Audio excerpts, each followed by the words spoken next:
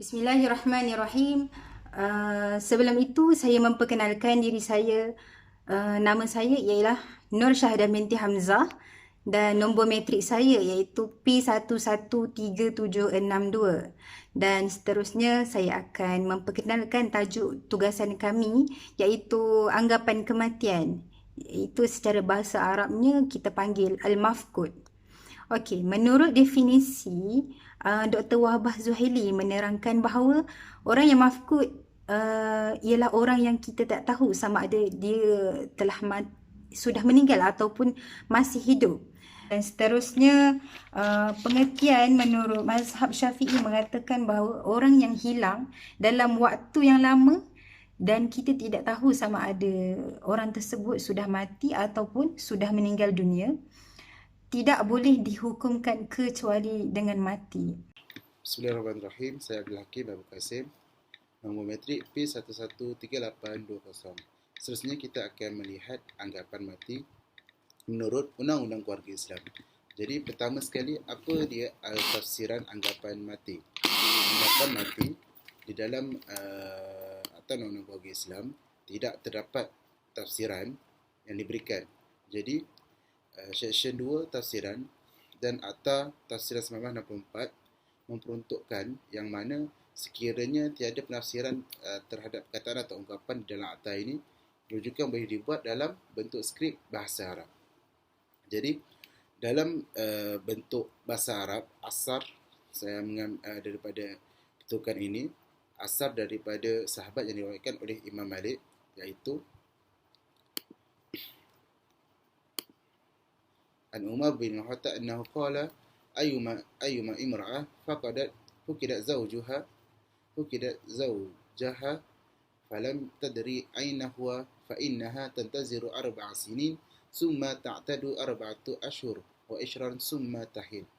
Yang maksudnya adalah daripada Umar radhiyallahu anhu, beliau telah berkata, siapa jua perempuan yang hilang suaminya sedangkan dia tidak tahu di mana suaminya itu, maka hendaklah dia menunggu selama 4 tahun.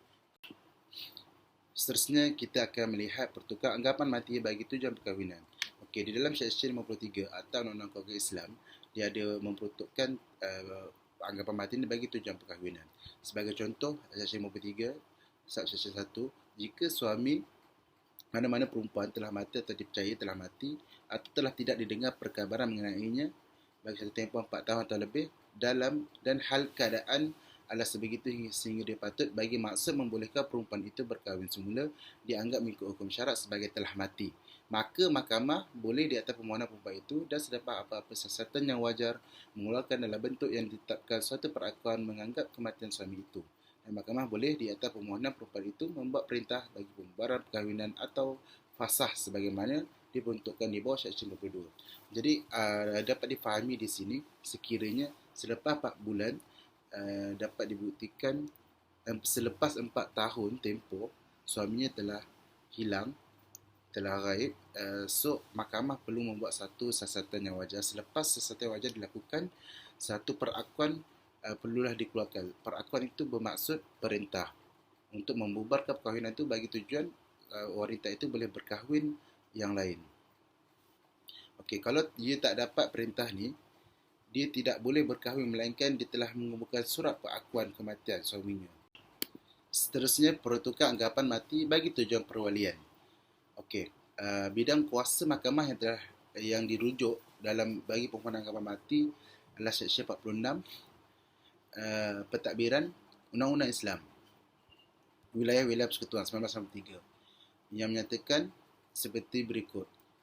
Mahkamah, kalau kita tengok Seksyen 46 ni, subsection 2I, Mahkamah Tinggi Syariah ni hendaklah dalam bidang kuasa malnya mendengar dan memutuskan semua tindakan dan prosedur dalam mana semua pihak adalah orang Islam dan berhubungan dengan pertunangan, perkahwinan, rujuk perceraian, pembubaran perkahwinan, fasah, nusus atau pemisahan kehakiman atau apa perkara yang berkaitan dengan hubungan antara suami isteri.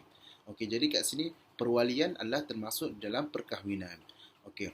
Kita kena jelas kat sini anggapan mati yang difailkan bagi tujuan perwalian di Mahkamah Tinggi Syariah, tetapi kes perwalian difailkan di Mahkamah Rendah Syariah. Perkara ini dah dinyatakan di bawah Seksyen 47 Akta yang sama. Okey, akhir sekali adalah peruntukan anggapan mati bagi tujuan pewarisan. Okey, di dalam peruntukan bidang berkuasa mahkamah yang ada untuk tujuan pewarisan ni, kita kena rujuk Seksyen 462B, V, III dan IS Akta Pentadbiran Undang-Undang Islam Wilayah-Wilayah Persekutuan 1993. Okey, dekat sini dekat situ yang IS menyatakan penentuan orang-orang yang berhak kepada bahagian harta pusaka seseorang si mati Islam atau bahagian-bahagian yang kepadanya orang itu masing-masing berhak. Okey, dekat Seksyen 50 Akta Pentadbiran Undang-Undang Islam juga dia memperuntukkan seperti berikutlah. Okey, kita kena faham yang berdasarkan Seksyen 2 ni, peruntukan itu hanya untuk mengeluarkan sijil faraid saja. Mana untuk menentukan kadar-kadar bagi pihak-pihak beneficiary kat dalam tu. Tapi kalau harta atas 2 juta, kena pergi ke mahkamah sivil. Seterusnya, kita pergi kepada analisis kes anggapan kematian. Sebelum tu saya, Muhammad Fadli bin Muhammad Fauzi, nombor metrik P114836. Saya akan membentangkan kes berkaitan anggapan kematian iaitu kes Rikelsom binti Muhammad Amin. Jadi tanpa membuang masa, latar belakang kes ini merupakan kes yang berlaku di Mahkamah Tinggi Syariah Kuala Terengganu, di mana pemohon di dalam kes ini iaitu Kelsom binti Muhammad Amin. Dia memohon satu pengisytiharaan anggapan kematian di mahkamah terhadap suami dia iaitu Talib bin Sa'ari, yang mana dia dakwa suami dia ni telah mafkud iaitu hilang dan meninggal dunia.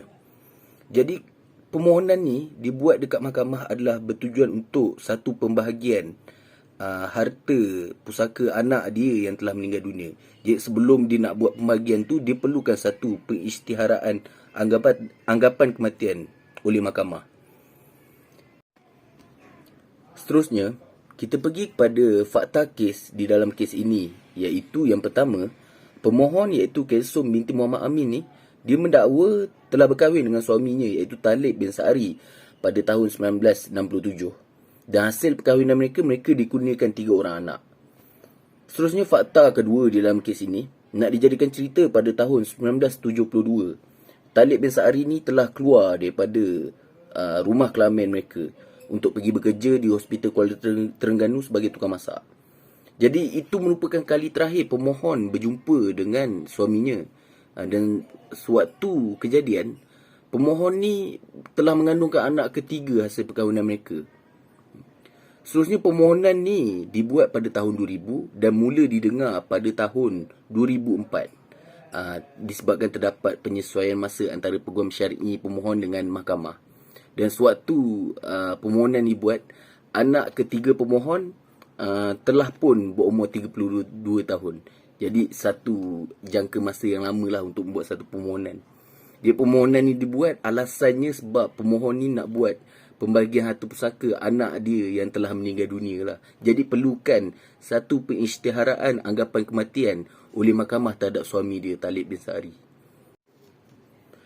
Kat dalam kes ni, terdapat 2 isu dan persoalan, iaitu yang pertama, sama ada boleh atau tidak Talib bin Sa'ari ni disabitkan sebagai seorang yang hilang ataupun mafkud. Dan isu yang kedua, sama ada boleh atau tak Talib bin Sa'ari ni disabitkan sebagai seorang yang telah meninggal dunia berdasarkan satu tempoh masa yang sangat lama. Seterusnya, berdasarkan keterangan pemohon, Mahkamah Tinggi Syariah Kuala Terengganu memutuskan untuk membenarkan permohonan pemohon. Alasan penghakiman Mahkamah Tinggi Syariah Kuala Terengganu ialah, seperti yang kita sedia maklum, terdapat 2 isu di dalam kes ini. Iaitu yang pertama, sama ada Talib bin Sa'ari boleh disabitkan sebagai mafkud iaitu seorang yang hilang ataupun tidak. Menjawab kepada isu pertama, pemohon telah membuat semakan di Pejabat Pendaftaran Negara dan mendapati bahawa Talib bin Sa'ari tidak pernah menukar alamat semenjak tahun 1972. Dan keterangan pemohon disokong oleh Surat Penolong Pengarah 2 Jabatan Pendaftaran Negara. Dan mahkamah berpuas hati dengan keterangan tersebut.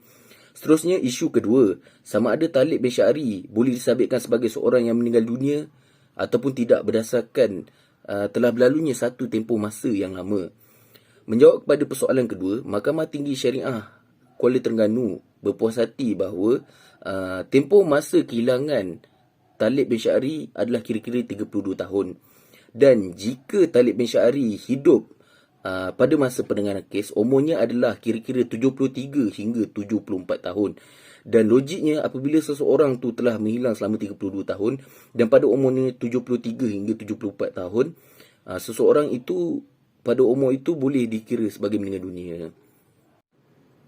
Seterusnya, ulasan kes bagi kes Kelsum binti Muhammad Amin ini ialah satu anggapan kematian yang perlu diisytiharkan oleh mahkamah perlulah disertai dengan satu pembuktian yang kukuh. Di dalam kes ini, Kelsum binti Muhammad Amin berjaya membuktikan kepada mahkamah satu pembuktian yang kukuh yang membantu mahkamah untuk membuat perisytiharaan tersebut. Sekian, terima kasih.